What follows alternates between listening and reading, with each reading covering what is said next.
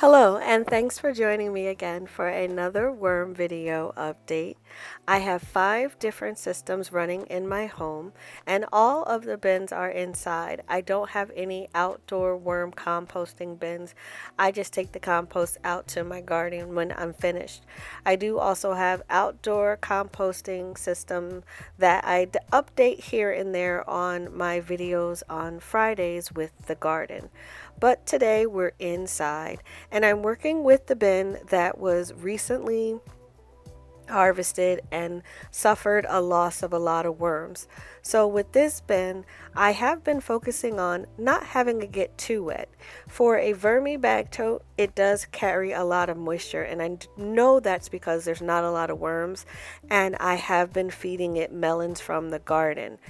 I'm also focusing on trying to increase the number of worms in the bin naturally instead of stealing worms from other bins that I have.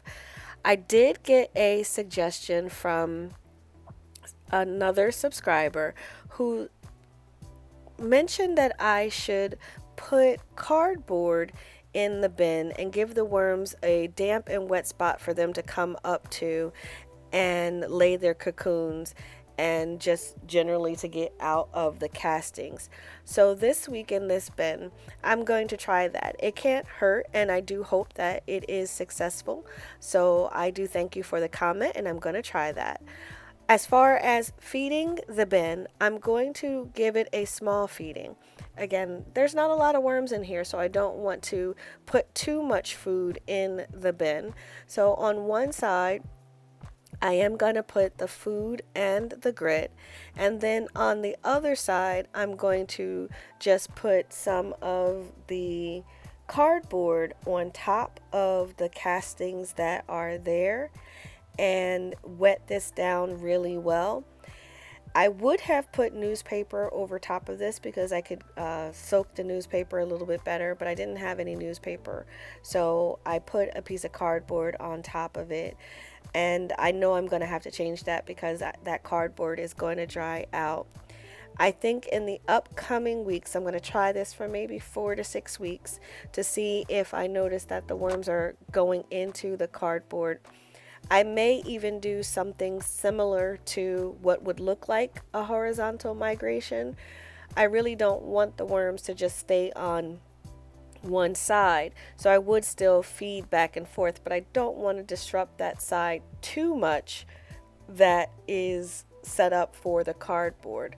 So this week all I did was do my initial setup, which may change throughout the weeks, and closed up this bin as I normally do with the bubble wrap and set it up for the next week.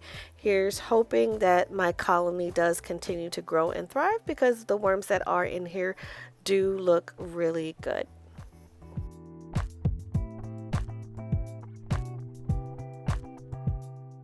Moving over to the second of my vermi bag totes. This one is much further along than the other one, and it didn't suffer a loss of any worms. So there's quite a bit more worms in here. And these castings have been broken down a lot faster than the other side.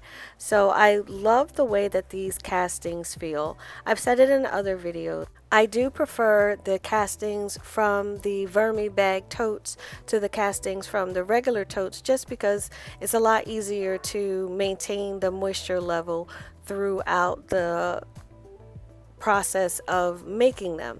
Here I came across a nice worm ball, and it seems like once they start breaking down the cardboard really well and they start making a lot of castings, they start congregating around the food a lot and creating those really cool worm balls.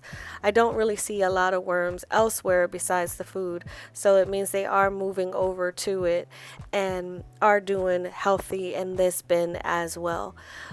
With the bins that are further along, I could harvest this in about a month. It's got a great consistency. But instead of harvesting it with a little bit of castings, I am still going to add cardboard to this bin. I know the previous week I was going to put castings on the top and see how that affected versus putting on the bottom, but I forgot that I was doing that. So this week in this bin, I put the castings on top of everything. I did give it a smaller feeding than usual because I am going to be adding the cardboard to it, so it's not necessary to give them a large one this week.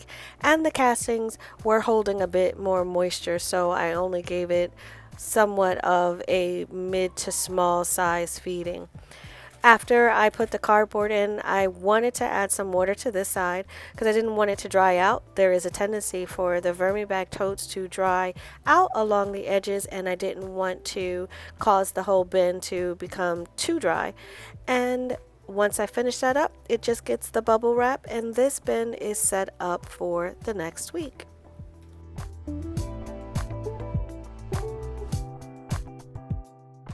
Moving over to the first of the regular totes, these totes do not have any holes at the bottom. They are not doubled up.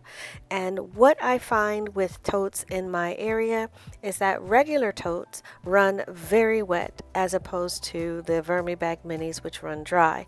So if you're in an area that has high humidity, because it is at its worst in the summer with the hotter heat, you might want to try getting like a Vermibag or an urban worm bag, something that's going to allow for the moisture to evaporate.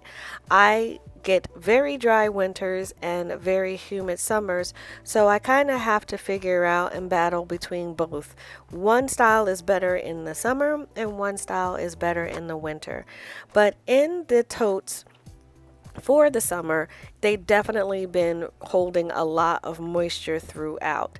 And last week, I did add quite a bit of cardboard over top of the food in one of the bins, and where I did that, there is a good bunch of worms, another pretty cool worm ball.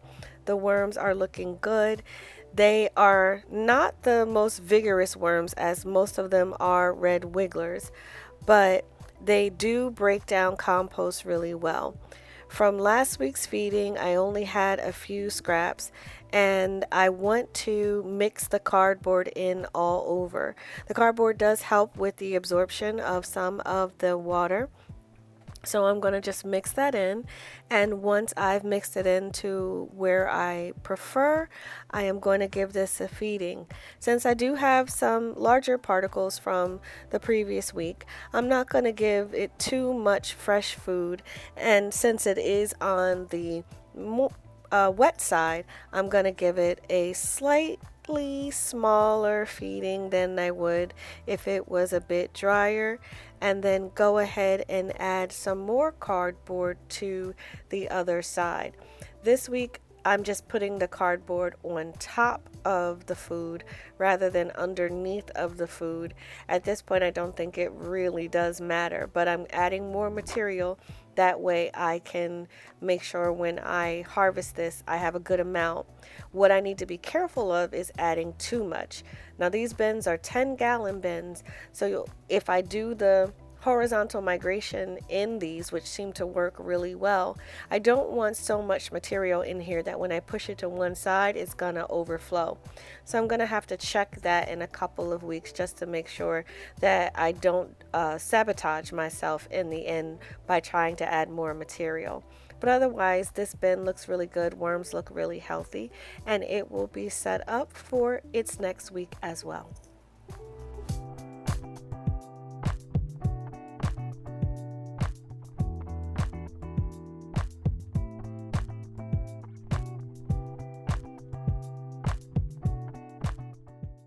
Now the second of my two regular totes is actually the one that runs a bit wetter. Now the piece of bubble wrap for this one, coincidentally enough, is much larger than any other piece of bubble wrap, and I find that I have a lot more cocoons and worms hanging out in this bubble wrap. So I'm going to leave the bubble wrap in here. They seem to like it. I don't know if the size of the bubble wrap though affects why this holds a little bit more moisture. One has been running wetter than the other for the whole summer anyway. But in here I had a nice big worm ball. I got a huge chunk of it. and the worms are just chilling in there, eating on whatever is left over from the food from last week. And there isn't a lot of cardboard in here, even though I did put some cardboard in to this one last week. So they really are getting around this bin well. This is what it looks like after the melon has been all poked through. That's what's left of a rind. But these guys in here, I don't know if it's the number that I have in here. They are doing really well, breaking this down really well. They're going through it quicker than the other. But I still will be adding more material. As I've said before, I do want to make sure I have a significant amount of finished castings when I harvest. I really don't want to just harvest a little bit here and there. So since these look okay, I'm going to put in the rest of the cardboard that I have shredded for this week. And in this one, I'm going to mix the cardboard all in. I thought I had done the same thing for both bins, but I just decided on this one to mix it in since there really wasn't a lot of cardboard all over. That way it can collect some of the moisture that is in this bin. And I always say I'm using a gentle hand when I move this. It's really just my fingertips. It may not look like it, but I don't put a lot of pressure onto the material so as not to damage any of the worms. I'm going to avoid putting all that liquid that you can see in the food bag into the castings this week because I don't want to have it be overly wet. And once I give the food or give the bin the feeding, as always I put in the grit, and then this will be finished up for another week. And finally, moving over to the fifth bin, which is the only flow through system that I have. For the past month, I have been testing the liquid limits of this bin, and nothing has come through the bottom. Here's a nice size fatter worm that has just been chilling on top of the castings, but nothing came out of the bottom of the bin in terms of any leachates. So you can definitely put quite a bit of material into a vermi bag. Sorry for my head blocking the view, but you can definitely put quite a bit of material into a vermi bag mini before it has any liquid that will come out of the bottom. With all of the liquid and cardboard that I put in, the material has dropped quite a bit over the last few weeks. And as I dig through this system, it's not coming over through the camera, but there were a lot of chunks of food from the past couple of weeks with the very large feeding that I've done. So since the beetles were still present in the material, and they definitely don't pick up on the camera, but the material was moving, and that kind of gives me some goosebumps. So because it looked like it was moving, I just decided to put some grit on top of this.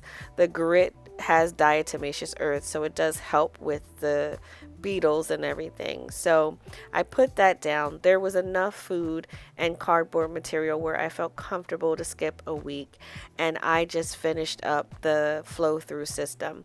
I will be adding more cardboard and food for sure next year because the volume is kind of low in here. And that completes the update for this week on all of my bins. Thank you for sticking to the end. If you enjoy the content, please like and subscribe. And as always, thank you so much for watching.